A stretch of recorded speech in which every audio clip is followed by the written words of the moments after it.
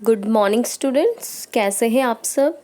आशा है कि आप सभी स्वस्थ होंगे और मन लगाकर पढ़ रहे होंगे। तो बच्चों, आज का हमारा जो टॉपिक है वो है क्रिया। क्रिया हम पिछली कक्षा में पढ़ चुके हैं। एक बार हम उसको दोहरा लेते हैं और उसके बाद आज हम उसके अगले भेद को जानते हैं। क्रिया जिन शब्दों से किसी काम के करने या होने का पता चले उसे हम क्रिया कहते हैं। उदाहरण के लिए देखिए, इस चित्र में बारिश हो रही है, यानी कि क्रिया चल रही है। यहाँ पे आपका हो रही है क्रिया है। सड़क पर गाड़ियाँ भी चल रही हैं, चल रही है ये भी क्रिया शब्द है, यानी कोई काम है। बच्चे नाव चला रहे हैं, यानी कि यहाँ पे आपका ये क्या है, काम है। नाव चलाना भी कोई काम होता है। कुछ लोग छाते लेकर जा रहे हैं। यहाँ पे देखिए छाते लेके जा रहे हैं ना, तो यहाँ पे जा रहे हैं भी आपका कोई काम है, यानी क्रिया।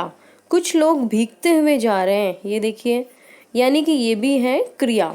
तो अर्थात यहाँ पे बतलाया गया है कि क्रिया वो शब्द है जिसमें कोई काम करने का या फिर काम होने का पता चले।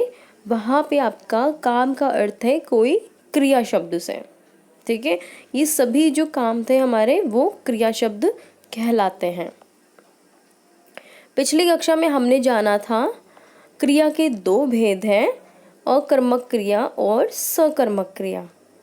पिछली कक्षा में हमने सकर्मक क्रिया पढ़ा था, जिसमें आपका कर्म जुड़ा होता है। ठीक है, यानी कि सोहन दूध पी रहा है, तो यहाँ पे हमारा प्रश्न था कि सोहन क्या पी रहा है, दूध। तो यहाँ पे दूध शब्द आपका क्या हुआ, कर्म। तो सकर्मक क्रिया में हमारा कर्म हमेशा जुड़ा होगा।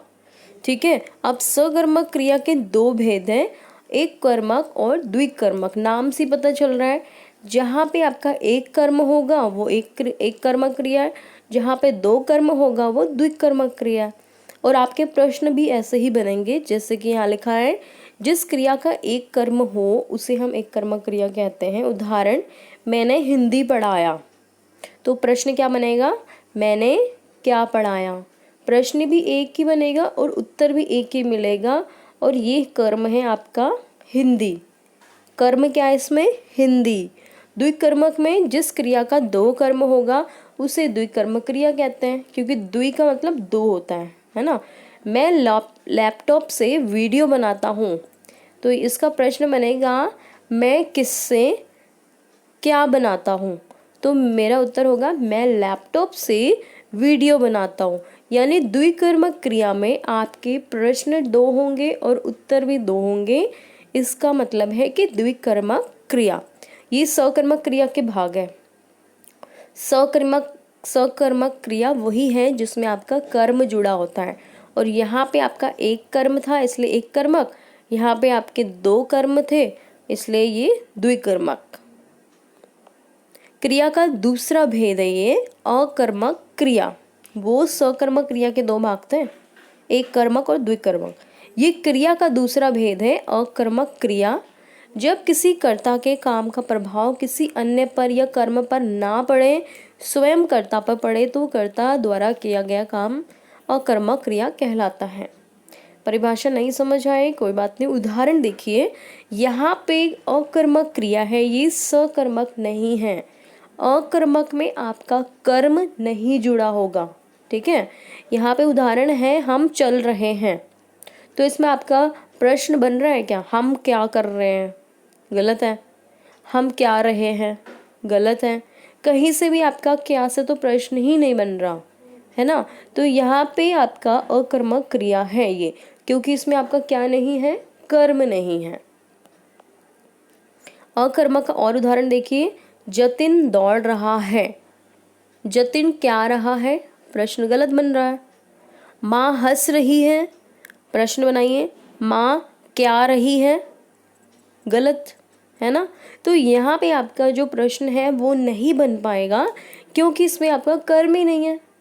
इसलिए आपको ये जो वाक्य हैं अकर्मक क्रिया का बोध कराते हैं।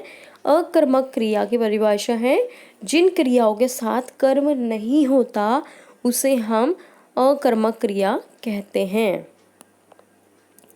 अकर्मक क्रिया की पहचान क्या है देखिए। वाक्य पढ़ने के बाद क्या प्रश्न करने में अगर उत्तर नहीं मिलता तो वो अकर्मक क्रिया है। जैसे कि सोहन सो रहा है, सोहन क्या रहा है, ये तो कोई प्रश्न ही नहीं बना, इसलिए ये अकर्मक क्रिया है।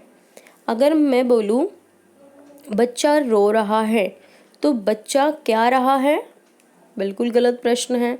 इसलिए आपका क्या प्रश्न का उत्तर ना मिलकर कौन प्रश्न का उत्तर मिलता है इसमें, ठीक है ना। तो क्या से तो बिल्कुल ही नहीं बन रहा ना, तो क्या से ही आपका कर्म पता चलता है और इसीलिए अकर्मक क्रिया में कर्म नहीं है तो प्रश्न भी नहीं बनेगा। अब देखिए सकर्मक क्रिया और अकर्मक क्रिया में अंतर क्या है, दोनों का आप कैसे पहचान सकते हो। सकर्मक क्रिया में इसमें कर्ता, क्रिया और कर्म तीनों उपस्थित होते हैं, जबकि अकर्मक क्रिया में इसमें कर्ता क्रिया तो होते हैं लेकिन कर्म नहीं होता है ना। इसमें कर्ता द्वारा किए गए कार्य से कोई दूसरी चीज प्रभावित होती है। इसमें कर्ता द्वारा किए गए कार्य से और चीज पर कोई प्रभाव नहीं पड़ता है ना। जैसे नरेंद्र खाता है, हमें नहीं, अब ये आपका जो वाक्य है इधर का उधर है। अब जैसे नरेंद्र खाता है, अब हमें नहीं पता वो क्या खाता है, इसलिए आपका अकर्मक क्रिया है। और इसमें नरेंद्र खाना खाता है यानी सकर्मक क्रिया है ये, क्योंकि हमें पता चल गया ना क्या खाता है वो, खाना, और खाना क्या है आपका कर्म, और कर्म किस में आता है, सकर्मक में, ठीक है। आशा है कि आपको पढ़ाया हुआ समझ आया होगा। यहाँ पे कुछ प्रश्न हैं जिसे आपने स्वयं करना है। प्रश्न है, जो शब्द किसी कार्य के करने या होने का बोध कराते हैं वे क्या कहलाते हैं, विशेषण, क्रिया या काल। तो इसका सही उत्तर होगा क्रिया। सकर्मक क्रिया का अर्थ है कर्म के साथ क्रिया, कर्म के बिना क्रिया या काम करना।